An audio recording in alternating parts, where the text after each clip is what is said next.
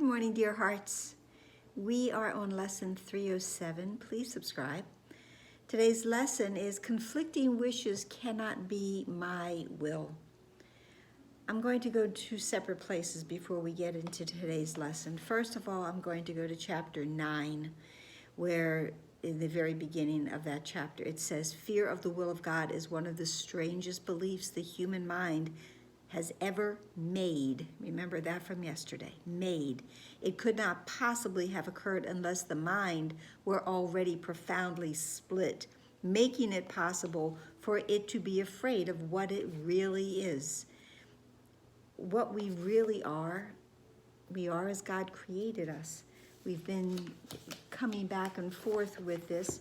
As I've said, this idea is in every lesson with we are as God created us, and it's in today's lesson as well.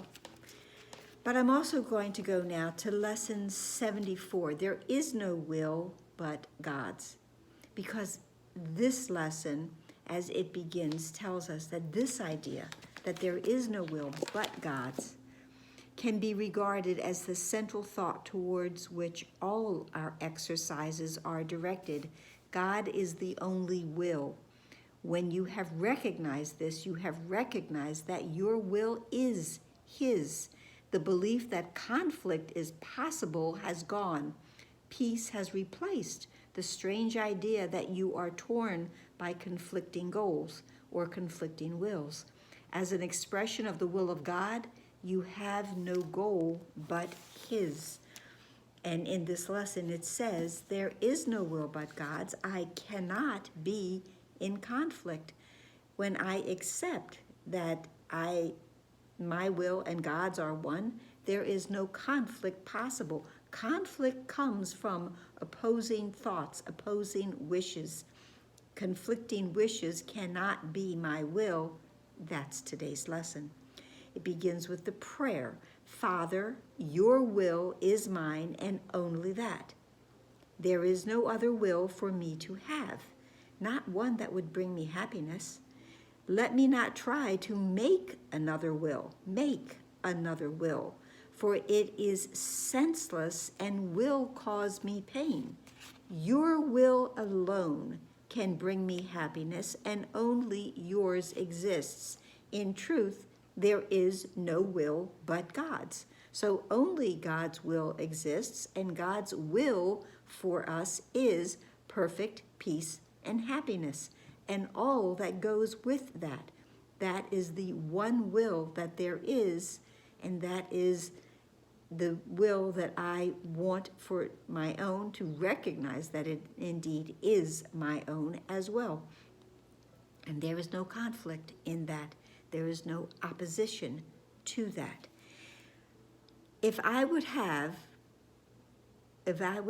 what only you can give, I must accept your will for me and enter into peace where conflict is impossible. There is no conflict in peace. There is no conflict in God's will. There is no conflict in God. Not only is God completely peaceful, but God is completely certain. There is no doubt. Doubt would bring forth conflict. There is no doubt. There is certainty in God. There is peace within the mind of God. There is peace within us when we accept God's will as ours. Your Son is one with you in being and in will, and nothing contradicts the holy truth that, drum roll please, I remain as you created me. Must accept that thought. I must accept that idea. When I accept that indeed I am as God created me, everything else will fall into place. I will accept everything else. To realize that I am as God created me, we are as God created us, that we are an extension from that perfect mind, and that all from that mind wills is ours to have. There is only unity. There is no conflict. There is only peace.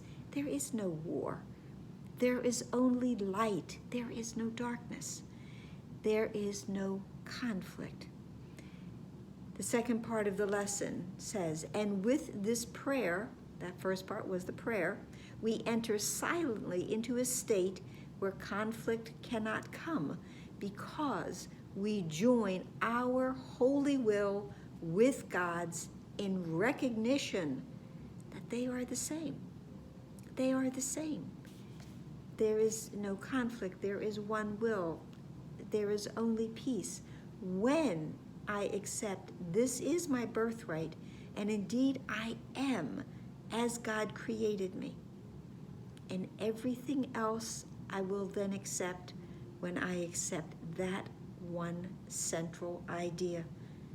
I have been going around thinking that I am apart, I am distant from my Father, that I am a separate entity, but I am not.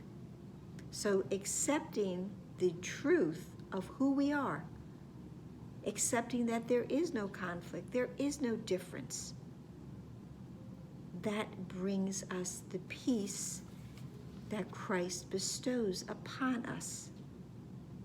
Lesson 305 the other day. There is that peace, and that peace comes to us, is given to us with the acceptance that indeed we are as God created us, and there is no conflict. That is a whole and complete thought, a whole and complete truth. So that's it for today. I do want to mention that we are entering into holidays where lots of gift giving usually happens. And if you are looking for what I think would be a good gift, a good stocking stuffer, please check out my books on my website, janetweissman.com. And I would be very grateful if you do. And they're both on Amazon as well, in one form or another. So please like, please share, please subscribe, please comment, please pray, please smile. Please smile. There is no conflict in a smile. It is a true, beautiful extension of love. Smile, and the world smiles back at you. Namaste.